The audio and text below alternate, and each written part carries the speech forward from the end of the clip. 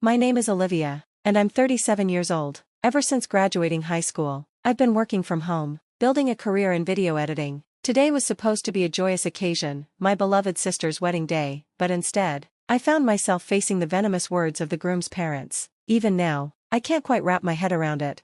"There's no room here for someone like you," they sneered. "A woman without a college education, the very bottom rung. You do well to know your place, surely. You want your sister to be happy, don't you?" Their faces were twisted in contempt, their words dripping with arrogance. It was clear they found their self-worth by looking down on others. But for my sister, for her husband, and for myself, I refused to let them get away with it. I decided to show them who they were really dealing with. Ava and I had been through so much together. Our parents died in a car accident when I was 16, and she was just 3. I remember that day as if it happened yesterday, the darkness that swallowed me when the news hit, the numbness that followed, as if I'd forgotten how to breathe or blink. My father's brother and his wife stepped in and helped us pick up the pieces. They became our guardians, providing a roof over our heads while I did my best to get back on my feet. By the time I graduated high school, Ava was 6, and I'd turned my part-time job in video editing into a full-time career. From then on, my focus became helping Ava grow into the incredible young woman she is today. She's brilliant, kind, and beautiful, top of her class all through school. As her older sister, I couldn't be prouder.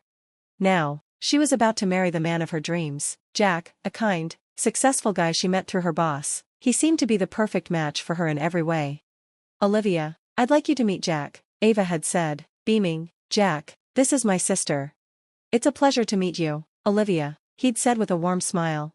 Jack was as wonderful as Ava, and they made a striking couple, but there was something that troubled me: Jack's parents. He had mentioned it once during one of his visits.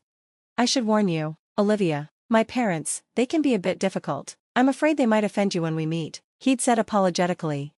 His words left me uneasy, and when the day came to meet his parents, my anxiety only grew. They had invited us to their grand estate, a mansion so vast, it felt like we were stepping into a different world. From the moment we arrived, they were quick to brag about their family's prestige and, of course, about Jack.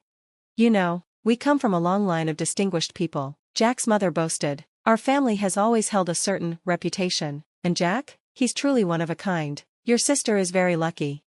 There was no real conversation, only endless self-praise. Jack, visibly uncomfortable, suggested that he and Ava take a walk. Once they were gone, the atmosphere in the room shifted sharply. Gone were the polite smiles, replaced with judgmental stares. "So, I hear you two don't have parents," Jack's father said, his tone suddenly icy. "Quite a tragedy, but it does make one wonder, can a girl from such a background truly be a suitable wife?" "What exactly do you mean by that?" I shot back, anger rising in my chest. "Just what I said. Even children from single-parent households often end up with issues. So can you imagine what happens when they have no parents at all?" Jack's mother's voice dripped with disdain. "But look at Ava," I said, holding back my anger. "She's smart, successful, kind, and always considerate. She's grown into a wonderful person, don't you agree?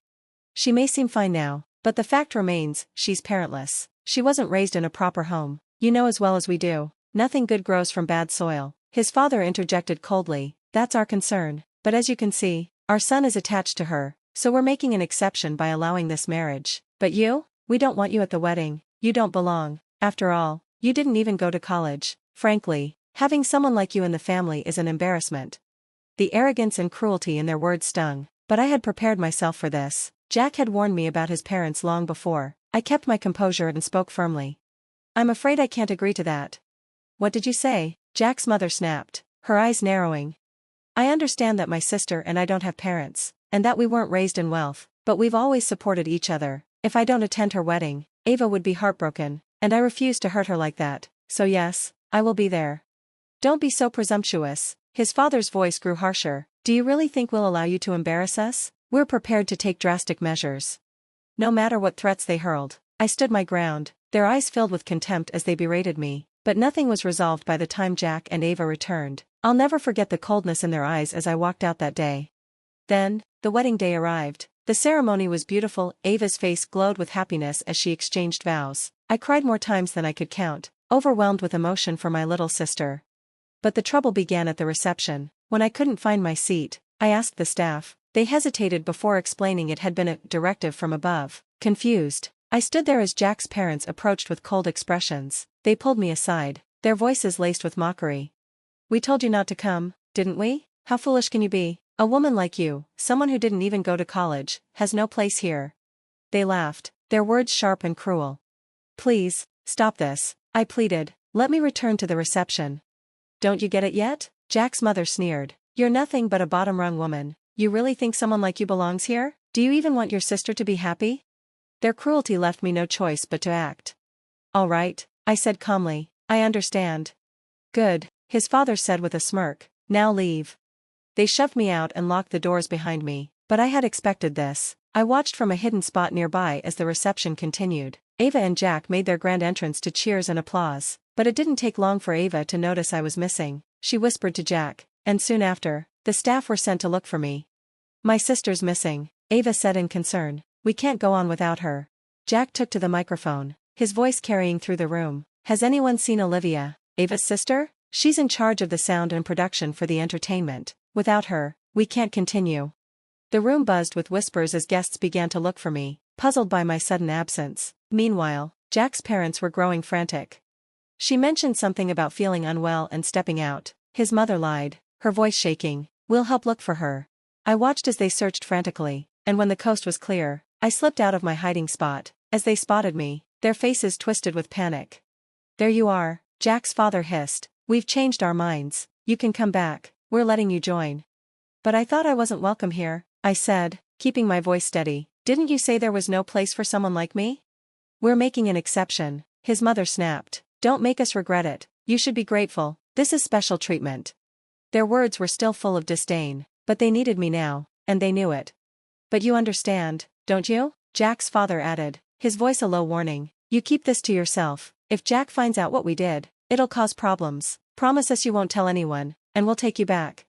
I looked them straight in the eyes and nodded. I understand. I won't tell a soul. I promised not to say a word, and Jack's parents exchanged smirks filled with sarcasm before leading me back to the reception as if nothing had happened. Relief washed over Ava's face when she spotted me. Where did you go? What happened? Our relatives asked, concern etched in their expressions. I suddenly felt ill, I replied, forcing a dry smile. Jack and Ava still appeared tense, so I quickly joined them at their table. Thank goodness you're safe, Jack whispered, leaning closer. What took you so long? Just as I feared, they threw me out of the venue. What? That's awful. It would have been better if it hadn't happened at all, Jack said, disappointment clear in his voice. I'm really sorry, but there's no point in dwelling on it now. We have to stick to the plan. You got the footage, right?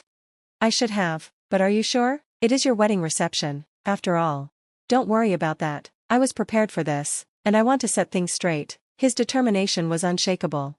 Ava and I hesitated, knowing that Jack's family could easily twist this against us, but Jack gave me a reassuring smile. It's fine, let's go ahead. They need to face the consequences of their actions. Okay, if you say so, we'll move forward with the plan.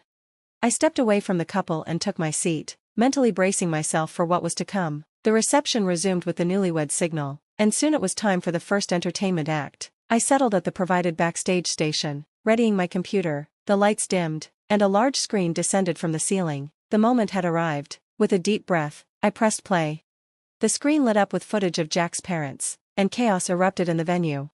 What is this? When did someone record this? Stop it. Who did this? Stop it right now. Their panic was palpable as the footage revealed their harsh words about me. Don't come, you're foolish, raised without parents, not college-educated, a bottom-rung woman, there's no place for you here. Their hurtful words echoed throughout the room, and my voice of resistance played alongside theirs. Unbeknownst to them, my accessory concealed a hidden camera, my safeguard against their potential abuse. I had planned this carefully with Jack in case I needed to expose them. Stop it, Steph. Cut the video. Where is that woman? There she is. Jack's parents glared at me from the crowd, their intent to silence me obvious as they pushed through to confront me. But before they could reach me, Jack and a few other guests stepped in front of them. Mom, Dad, what have you done? Jack demanded, his voice steady but filled with disappointment. She's a bottom-rung woman who didn't go to college, that's why, his father spat. Exactly, it's unacceptable for our family to be associated with someone who didn't attend college. This is for your own good. A relative like her is just a burden, his mother added, her tone dripping with condescension. Yes, Jack, you could be judged because of her, his father echoed, a sneer on his face. Their words were outrageous, an extreme case of educational elitism. How could people still be so obsessed with their relatives' education? listen. Our upper-class family doesn't need ties with a woman who hasn't been to college. Our honor is at stake. Just be quiet, Jack, and do as you're told. It's acceptable for the wife, she's educated and has a good job. But her sister? No good. She's not educated and has no proper job. I work from home. I'm not unemployed. I file as a sole proprietor and earn a living from my work. I shot back, my voice rising. But Jack's parents didn't grasp this. To them, not working for a corporation equated to being unemployed. The guests around us looked at the groom's parents with disdain, and Jack's fists clenched tightly at his sides, his frustration palpable. Enough with the video, and now this? It's nothing but discrimination and prejudice. Upper class? Where do we fit in that category? Shame on you. Jack's voice boomed throughout the venue, shocking his parents into silence. The weight of his anger filled the room, catching everyone off guard. I've always despised Mom and Dad's warped perspectives. I warned Olivia that she might face discrimination because of her education. I prepared for the worst, and here we are. My parents are the worst kind of bigots. You need to apologize to Olivia, now, and you should apologize to all of us for the insults you've thrown at her. Why are you so surprised? Start with Olivia, then apologize to everyone here. How dare you? We have nothing to apologize for, his mother exclaimed. Exactly, we haven't done anything wrong, his father added, their arrogance unyielding. Jack pinched the bridge of his nose, exhaling a deep sigh. He took the microphone from a nearby staff member, addressing the crowd with a determined gaze. Ladies and gentlemen, I apologize for this unpleasant scene. As you've seen, my parents' views are disturbingly discriminatory. Jack, stop this. I can't express enough regret to Olivia, who has been hurt by their words. Given what you've witnessed, I, their son, am here to apologize on their behalf. Jack, please don't. I can't condone or comprehend my parents' views. I'm ashamed to be their son. I wish I had intervened sooner. The distress on Jack's face was evident. It was clear he felt frustrated by his inability to change his parents' minds. They're stubborn, and I can't deal with them anymore, so, I want to announce here that I'm severing ties with my parents. What, Jack, what are you talking about?